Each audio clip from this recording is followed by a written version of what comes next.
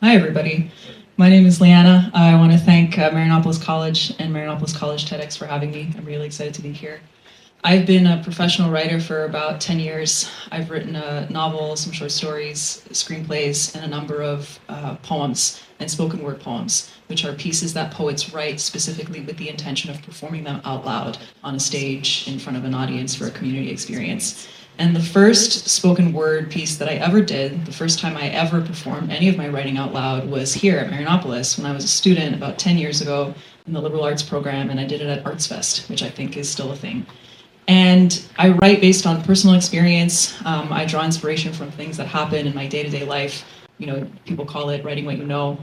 And the question that I've been receiving and that a lot of my writer colleagues have been receiving since we've started writing is the question, is that real? Did you make that up? Who is this character based on? What event or what place is this based on? And I think that that begs a lot of really interesting questions about the nature of fact and fiction and the distinction, or sometimes the lack of distinction, that you can make between the two of them. I think that we've all seen those, they're called fictitious persons disclaimers. They're like usually at the beginning of novels or at the end of movies, and it goes something like, this is a work of fiction. Any resemblance to any persons living or dead or any place or event is a coincidence. And I think that that's sometimes true. And I think that that's sometimes not true or half true. If I or anybody else writes a novel or a screenplay or a stage play, and there's a conversation between two characters, and that dialogue is lifted verbatim from a conversation that actually happened at a specific space, at a specific time, in a specific place, you would call that an accurate, factual rendering of something that actually occurred. But what if in the next scene, or the next sequence of the film, or the next scene of the play, those two characters have another conversation, and that conversation is totally invented. The writer made it up. You're no longer dealing with fact. You've introduced a fictional element into the story that you're telling, and so now you have no choice but to call it fiction, because you can't call it fact. But to call it only fiction feels a little bit disingenuous. And I think that as writers and as creators, we get around this by saying, oh, this story is heavily autobiographical, or this is based on a true story, or this is inspired by a true story. But I think it really enhances our experience of the art that we consume, the movies we watch, the books we read, the music we listen to really think critically and appreciate the difference between fact and fiction, and to understand that sometimes they can occur simultaneously. A lot of us have read books like, where we conflate the narrator, the protagonist, and the writer, and we think they're all the same person. And sometimes they're not, and sometimes they are. Like, okay, this character that Ernest Hemingway wrote is obviously Ernest Hemingway. We know it's him. But is it? There's no way that we can really know that. This character that Jack Kerouac wrote is obviously Jack Kerouac. We can't be sure. Okay, Elena Ferrante, the character has the same name as the author. It has to be the same. It has to be based in fact. And that's a really unique example because Elena Ferrante is notorious for refusing to appear in person anywhere, for refusing to give any interviews or answering any questions about whether or not this is fact or fiction. There are so many pieces of storytelling and artwork that have stood the test of time.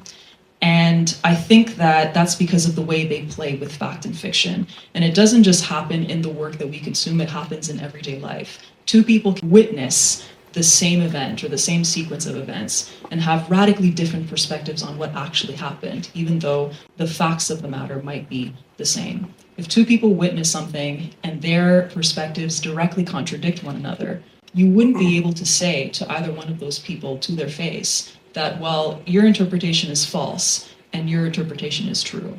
Those interpretations can completely contradict one another, but they can both be true because they are the subjective truth of the individual in question. They are a reality to that person. And I think that's why we are so touched by so many books and films and television series and plays that have been around for so long and that continue to be adapted and readapted for the stage and for the screen and for the page. When you think of The Lord of the Rings or Dune or The Left Hand of Darkness or His Dark Materials, these are works that have embedded themselves into popular culture that reflect a reality, a truth that we can connect with. They reflect something back at us, they reflect back to us something that we know to be true, even though the works that I listed are fantasy or science fiction, which you would normally consider to be the antithesis of fact. I think that at the core of the storyteller or the artist's craft is the ability to tell a story that is invented, that is made up, but that is still undeniably true. And that's the quality that makes that art and those stories really stick with us. When we recognize in a piece of something that's described as fantasy or fiction, when we consume that, when we experience it, and we feel it as being true. Just because I made something up doesn't mean that it's not real. And so with that in mind, I'd like to finish with a spoken word poem called Snails. Some facts about the terrestrial gastropod mollusk, also known as the snail. Snails can travel at the incredible speed of 45 meters per hour. They like to dine in groups. They only have one lung each. They take cover from the scorching heat of the sun for their safety. They come out in the petrichor, that earthy smell after rain, and they breathe in the oxygen of that scent through their skin. Snails can live up to 25 years. They are all hermaphrodites.